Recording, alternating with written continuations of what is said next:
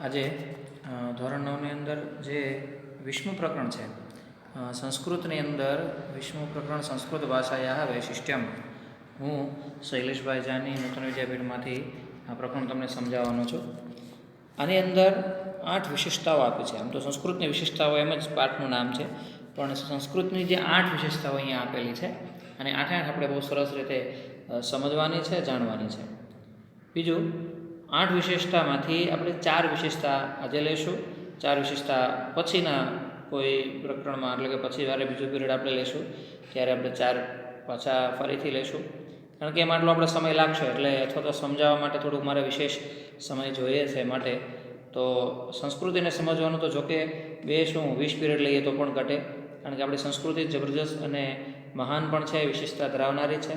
અને સંસ્કૃતિની વિશેષતાઓ તો કોઈ ખૂટે જ નહીં. એમાં સંસ્કૃત ભાષા એવી છે કે સંસ્કૃત ભાષા આમ કહી શકાય કે જે રીતે આપણે બોલીએ છીએ, ચાલીએ છીએ, એ બધી જ ભાષાઓ, જેમ કે ગુજરાતી, હિન્દી વગેરે દરેક ભાષાઓ છે એ સંસ્કૃતમાંથી જ ઉતરી આવી છે. એટલે આપણે એમ કહી શકશું કે ખરેખર આપણે એક એવા દેશમાં જીવીએ છીએ કે જે સંસ્કૃતિનો પાયો નાખી શકાય, અથવા તો સંસ્કૃતિનો પાયો નાખ્યો છે. સંસ્કૃત છે એની અંદરથી જ આપણને ભાષાની એક એવી સૃષ્ટિ મળી છે, એક એવો ભંડાર મળ્યો છે, એમ કહી શકાય કે એની અંદર બીજી કોઈ વાત કરી ન શકાય. જૂના પુસ્તકાલયો તમને જો મળે તો તમે જોઈ શકો છો, વેદથી માંડીને અત્યાર સુધીના જેટલા પુસ્તકો છે એ બધા જ અદ્ભુત, અદ્વિતીય છે.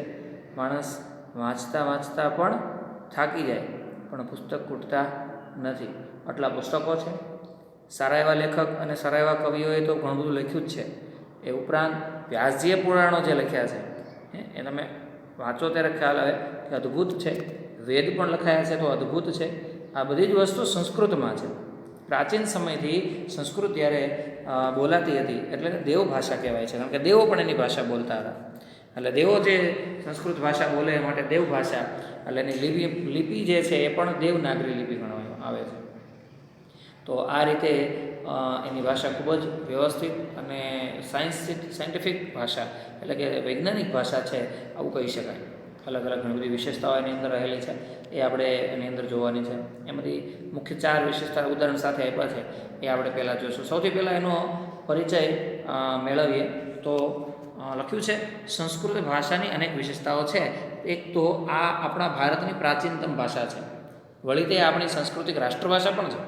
જો આપણી રાષ્ટ્રભાષા હિન્દી છે, આપણે માની છે, ખરેખર આપણી જે અહીંયા કીધું એમ સાંસ્કૃતિક રાષ્ટ્રભાષા ગણો તો સંસ્કૃત જ છે, કારણ કે હિન્દી ખુદ સંસ્કૃતમાંથી લેવામાં આવી છે. તે ભારતીય પ્રાચીન સભ્યતા તથા સંસ્કૃતિ વાહક છે. આ ઉપરાંત સંસ્કૃત ભાષા માત્ર ભારતીય ભાષાઓની જ નહીં, પરંતુ વિશ્વની અનેક ભાષાઓની જનની છે.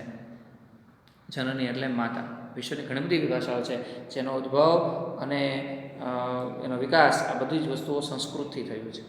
સંસ્કૃતની ખ્યાતિ સર્વત્ર છે, પરંતુ અત્યારે તે પ્રાચીન જમાનાની જેમ બોલચાલની ભાષા રહી નથી. આને લીધે લોકોને તેની સાથે આત્મીયતા બંધાતી નથી. એક ભાષા તરીકે સંસ્કૃતની જે ખૂબીઓ છે તે જનસમાજે જાણવી જરૂરી છે. પ્રસ્તુત પાઠમાં તે દિશામાં પ્રવૃત્તિનો ઉપક્રમ અને પ્રયત્ન છે. અહીં સંસ્કૃતની ભાષાગત વિશેષતાઓની સાથે તેનામાં રહેલું અભિવ્યક્તિનું સામર્થ્ય અને અભિવ્યક્તિ માટેના વિવિધ વિકલ્પોને સમજાવવાનો ઉપક્રમ રાખ્યો છે. આગળ જોશું. હવે આપણે દરેક વાક્યને સમજતા જશું અને એની વિશેષતાઓ વિશે આપણે ઉદાહરણ પણ લેતા જશું. સૌથી પહેલાં આપ્યું છે વયમ જાનીમઃ, એટલે કે આપણે બધા જ જાણીએ છીએ કે યત સંસ્કૃત ભાષા સર્વાસામ ભારતીય ભાષાણામ જનની વર્તતે, કે જે સંસ્કૃત ભાષા દરેક ભાષાઓની જનની એટલે માતા છે. સર્વાસામ એટલે દરેક, ભારતીય ભાષાણામ એટલે દરેક ભારતીય ભાષાઓની જનની છે, એટલે કે માતા છે. કારણ કે સંસ્કૃતમાંથી જ ઉદ્ભવ થયો છે, એટલે એને માતા ગણવામાં આવી છે. તો આવી અનેક ભાષાઓ છે જેને આપણે અલગ અલગ રીતે એનો ચરિતાર્થ કરી શકીએ. એની અંદર સંસ્કૃત છે એ સર્વશ્રેષ્ઠ ઉત્તમ ભાષા છે. અથચ સંસારે યાહ ભાષા સંતિ તાસુ સા પ્રાચીનતમા ભાષા. એમ કહે છે કે સંસારની અંદર જે ભાષાઓ છે, તાસુ એટલે તે ભાષાઓમાં, સા એટલે તેણી સ્ત્રીલિંગવાચક, પ્રાચીનતમા ભાષા, આ તે બધી જ ભાષાઓની અંદર આ સંસ્કૃત ભાષા છે એ ખૂબ પ્રાચીન ભાષા છે. એટલે એ પ્રાચીન ભાષાની વિશેષતાઓ અહીંયા આપણને અમુક બતાવી છે. સંસ્કૃત ભાષા છે ને અનેક કવિઓ પણ એમાં થયા, સાહિત્યકારો પણ થયા છે. પણ સંસ્કૃત ભાષા એક એવી લિપિ છે કે એમ કહેવાય છે કે સંસ્કૃત જે ભણે છે અથવા એની જે લેંગ્વેજ જે કંઠસ્થ કરે છે તો વાંચીને પણ તૈયાર કરે તો એની ભાષા એકદમ સ્પષ્ટ બને છે અને શબ્દો પણ સ્પષ્ટ થાય છે. જેને અમુક શબ્દો બોલતા પણ ન આવડતો હોય, જોડિયા શબ્દો વગેરે, તો સંસ્કૃત જો ભણવા મળે ને તો ધીમે ધીમે એ બધું જ એનો સુધાર થઈ જાય. બીજું, એના શ્લોકો ઘણીવાર આપણે કંઠસ્થ કરવાના આવતા હોય છે. આ તે તો એ બધા શ્લોકો કંઠસ્થ કરવાથી પણ એમ કહેવાય છે કે એ ભાષાના કારણે પણ આપણા જે સ્નાયુ છે ને એકદમ સરળ બને છે, જેથી કરીને માઇન્ડ તમારું ચોખ્ખું બને અને યાદશક્તિ પણ વધે છે. બીજી ભાષામાં તમે આવું તો નહીં સાંભળ્યું હોય કે ભાષાઓને કંઠસ્થ કરવાથી યાદશક્તિ વધે, પણ સંસ્કૃત ભાષાને યાદ કરવાથી પણ યાદશક્તિ વધે છે અને એના પ્રમાણો પણ ભૂતકાળમાં ઘણા બધા છે. મેં તો અનેક શ્લોકો, મંત્રો વગેરે કર્યા જ છે અને મારી પાસે તો એ પ્રમાણ હું ખુદ કહી શકું કે ભાઈ મેં કર્યું છે એટલે હું તમને કહી શકું છું. પણ તમે જ્યારે પોતે અનુભવ કરશો ત્યારે તમને એ ખ્યાલ આવશે કે એની વિશેષતાઓ શું શું છે. ઘણાને ગુજરાતી અને હિન્દીમાં પણ લખવામાં વાંચવામાં તકલીફ થતી હોય છે, પણ એ વસ્તુ જ્યારે સંસ્કૃતની અંદર એ ઉતાર કરશે, જેથી કરીને સંસ્કૃતની અંદર જ્યારે પોતે ભણવાની અંદર એ પ્રયત્નો શરૂ કરી દેશે તો હિન્દી ગુજરાતી પણ એને જબરજસ્ત આવડી જશે. તો પ્રથમ વૈશિષ્ટ્યમ, પહેલી ભાષાની વિશેષતા શું છે? તો એ પહેલી વિશેષતા એણે બતાવી છે. સંસારસ્ય સમસ્તેષુ પુસ્તકાલયેષુ પ્રાચીનતમ ગ્રંથ વર્તતે ઋગ્વેદ. શું કહે છે કે સંસારની સમસ્ત ભાષાઓ અથવા કે સમસ્ત પુસ્તકોમાં, પુસ્તકાલયેષુ દરેક પુસ્તકાલયોમાં જે પ્રાચીનતમ કોઈ ગ્રંથ હોય, પુસ્તકાલયો પણ ઘણા જૂનામાં જૂનાઓ મળે છે, પણ એ જૂના પુસ્તકાલયની અંદર પણ જે જૂનામાં જૂનું પુસ્તક મળે છે, સૌથી પહેલું પુસ્તક કયું છે? તો એણે કીધું છે અહીંયા ઋગ્વેદ. 4 વેદ છે, એમાંનો પહેલો વેદ ઋગ્વેદ, જેમાં ઋચાઓ સાથે કરવામાં આવે એટલે એને ઋગ્વેદ કહેવાય. ઋગ એટલે દિશાઓ પણ થાય, ઋગ એટલે જે ઋચાઓના માધ્યમથી બનાવવામાં આવ્યું છે તે, જ્યારે વેદ ભણતા ભણતા વગેરે સ્વરને અહીંયા લેવામાં આવે તો એ ઋગ્વેદ છે એ પ્રાચીન ગ્રંથ છે. અયમ અપી સંસ્કૃત ભાષા એવ વર્ગ ગ્રંથ, અને આ ગ્રંથ પણ કેવો છે? સંસ્કૃત ભાષાનો જ છે, જેની અંદર અનેક દેવી દેવતાઓના સ્તોત્રો છે, મંત્રો છે, યજ્ઞ યાગાદિના કર્મો આપેલા છે, સમાજ રચનાઓ પણ છે. આપણી સમાજ રચના શું છે, કેવી હોવી જોઈએ વગેરે, રાજાઓ આમના વેદનો ઉપયોગ કરીને જ સમાજ રચના ચલાવતા હતા. એટલે પ્રાચીન કોઈ સૌથી પહેલું પુસ્તક જે લખાણું છે તો એ સંસ્કૃતમાં લખાણું છે, એટલે પ્રાચીન ભાષા કઈ છે તો આપોઆપ ખબર પડી જ જવાની છે. એવમ સંસારસ્ય પ્રથમમ પુસ્તકમ અપી સંસ્કૃતસ્યૈવ વર્તતે. આ સંસારનું પહેલું પુસ્તક જે એવું છે જે સંસ્કૃતમાં લખાયું છે, એટલે પ્રાચીન ભાષા એ સંસ્કૃત જ થઈ. ન તો કસ્યશ્ચિત અન્યસ્યાયા ભાષાયા, કે અન્ય એક પણ ભાષાની અંદર લખાયું નથી. ઋગ્વેદ છે એ પછી લખાણું છે, અત્યારે ઋગ્વેદ દરેક ભાષા મળશે, પણ સૌથી પહેલી વાર જ્યારે લખાણું ત્યારે એ સંસ્કૃત ભાષામાં લખાયું છે અને એ ભાષા આપણને એટલે જ મહત્ત્વ પ્રદાન કરે છે. અહીંયા સંસ્કૃતની એક વિશેષ લેખીની સ્વરૂપ બતાવવામાં આવ્યું છે કે જે સંસ્કૃતમ લખે છે અને વિશેષતાઓ બતાવવાનું, એટલે એક પ્રકારે એવા ચિહ્નો પ્રતીક સ્વરૂપ બતાવવામાં આવ્યું છે કે આ પ્રતીક સમાન કે ફૂલની જેમ સુવાસિત દરેક ભાષાઓને આ ભાષા કરે છે એની વાત. ત્યારબાદ આગળ જોઈએ દ્વિતીયમ વૈશિષ્ટ્યમ. હવે બીજી વિશેષતા જોઈએ. જો વિશેષતા ઘણી બધી છે, આગળ આવી ગયું, પણ એમાંથી આપણે મુખ્ય 8 જોવાની છે અને એમાં આજે 4 જોવાની છે. બીજી વિશેષતા છે સંસ્કૃત ભાષાયા વર્ણમાલા અસ્તિ. સંસ્કૃત ભાષાની અંદર જે વર્ણમાલા છે, વર્ણમાલા એટલે આપણે એને આદિ ભાષામાં કક્કો કહીએ. ક ખ ગ ઘ ङ ચ છ જ ઝ ঞ ટ ઠ ડ ઢ ણ ત ત દ ધ ન પ ફ બ ભ મ ય ર લ વ શ શ સ હ ળ ક્ષ જ્ઞ. આ કક્કો જે છે એ એની એક વ્યાકરણ પુસ્તક છે. એમ કહેવાય કે પાણીની મુનિ એક આચાર્ય થઈ ગયા અને પાણીની મુનિએ બહુ સરસ વ્યાકરણ ગ્રંથ લખ્યો છે જેનું નામ અષ્ટાધ્યાયી છે, અને અષ્ટાધ્યાયીમાંથી લઘુ સિદ્ધાંત કૌમુદી વગેરે ઘણા ભાગ પડ્યા છે અને એની અંદરથી આ વ્યાકરણ રચના શરૂ થઈ. અને એમ કહેવાય છે કે આ કક્કો એણે બનાવ્યો છે. આપણને ખ્યાલ ના હોય, ઘણાને આપણને કક્કો તો ઘણા તો હાઈસ્કૂલમાં પહોંચી જાય છે પણ કક્કો યાદ રહેતો નથી. પ્રાથમિકમાં ભણ્યા હોય પહેલાં બીજામાં, પછી કોઈને યાદ નથી રહેતો, કોઈ બોલતી નથી. તમે જાતે તમારે કાચની સામે જોઈને બોલજો, કેટલોક યાદ રહેશે ઈમાનદારીથી જોઈ લેજો, એટલે આપણને ખબર પડી જશે કે આપણને કક્કો કેટલો આવડે છે. બારાક્ષરી તો પછી વાત. તો અહીંયા કીધું છે કે જે માલા વર્ણમાળા આપેલી છે તત્ર યહ વર્ણક્રમ નિર્ધારિતા વર્તતે, ત્યાં જે વર્ણક્રમ નિર્ધારિત કરવામાં આવ્યો છે, સહ વૈજ્ઞાનિક તાર્કિક ચ અસ્તિ, તે એ વર્ણમાલાનો જે ક્રમ છે એ કેવો છે? વૈજ્ઞાનિક છે ને તાર્કિક છે. વૈજ્ઞાનિક અને તાર્કિક છે. પ્રકૃતિ સર્વેભ્યો માનવેભ્ય યદ ઉચ્ચારણ તંત્રમ પ્રાપ્તમ અસ્તિ તસ્ય અનુસરણમ કૃત્વા અત્ર વર્ણમાલાયામ વર્ણાનામ ક્રમઃ નિર્ધારિતો વર્તતે.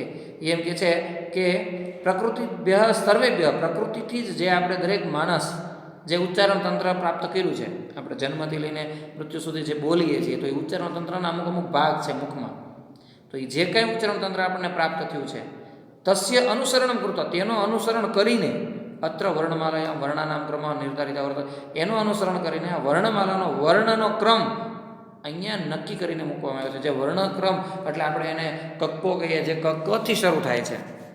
તમને ખ્યાલ નહીં હોય તો એ વર્ણક્રમ કેવી રીતે, તમે જો આગળ 8મામાં ઘણા લોકો ભણ્યા હશે એને ખ્યાલ હશે, બાકી જે 8મામાં નથી ભણ્યા એટલે કે ગ્રામર જેને ભણવામાં નથી આવ્યું તો એને ખ્યાલ નહીં હોય કે ખરેખર આ વર્ણક્રમ છે શું.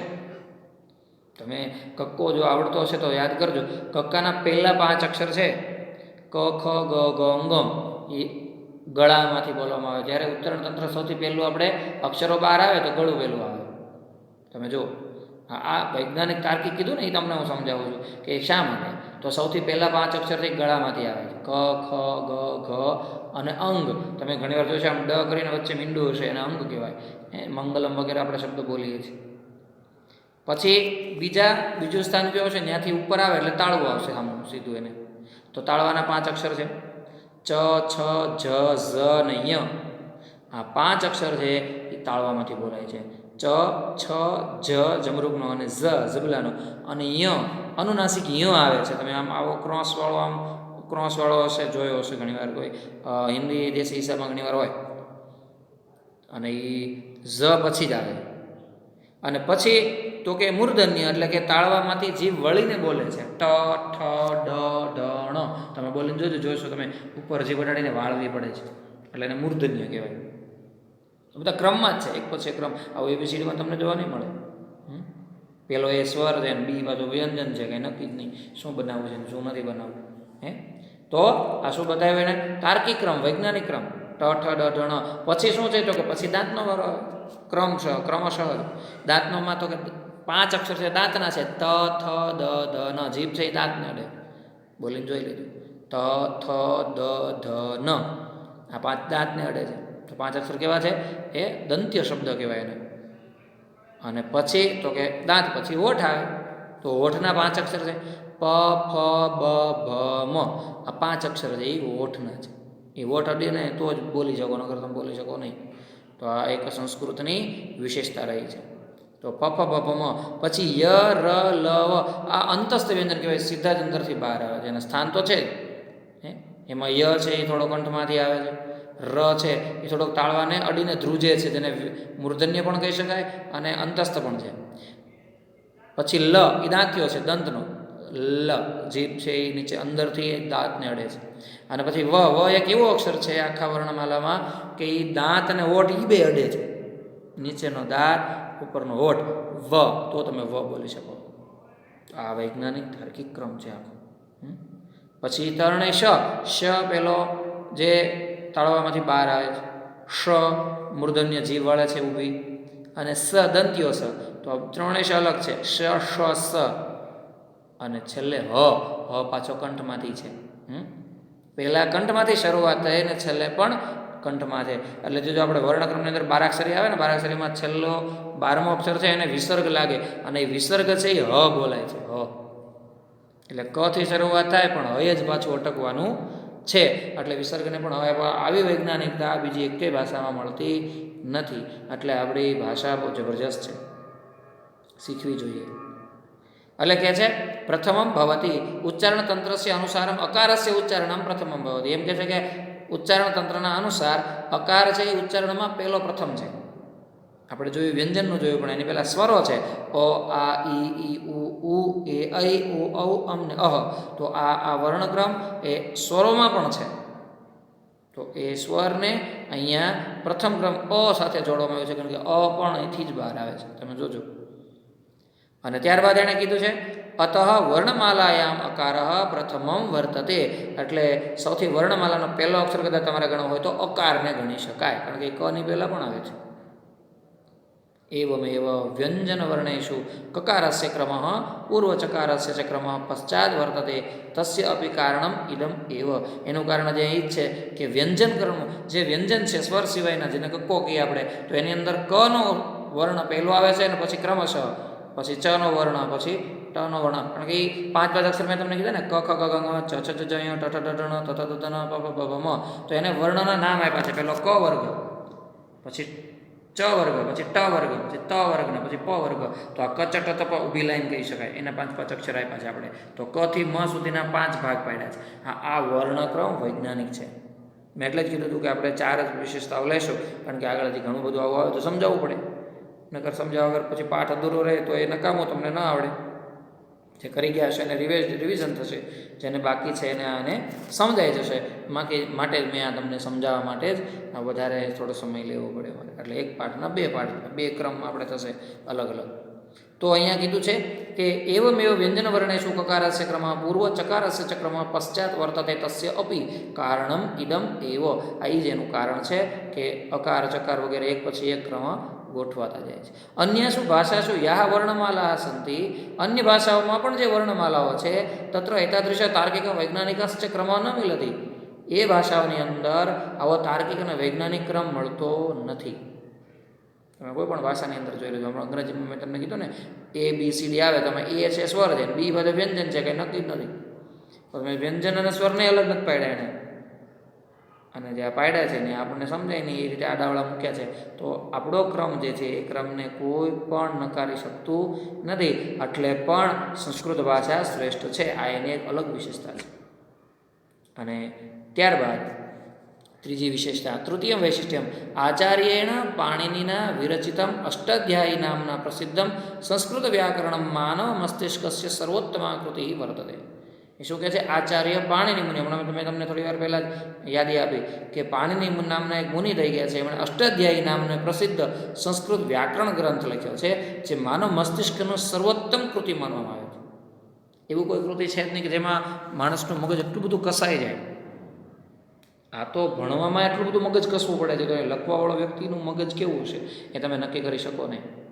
એટલે આપણે જોઈએ તો એક પ્રકારે એમ કહી શકાય કે જે ક્રમ બીજા ઓલા ભાષાઓમાં આપ્યા છે એ ક્રમ અહીંયા થોડો અલગ પડે છે, જેથી એને સમજવો પણ અઘરો છે. એક વાત કરી શકાય કે જે ક્રમ દ્વારા સંસ્કૃતમાં જેણે પુસ્તકો લખ્યા છે, તો એના મગજને સમજવું બહુ અઘરું પડે. એ કોઈ વિદ્વાન હોય, કોઈ સારા પંડિત હોય તો જે લખી શકે છે, કારણ કે એની અંદર વર્ણક્રમ બહુ શ્રેષ્ઠ હોય છે.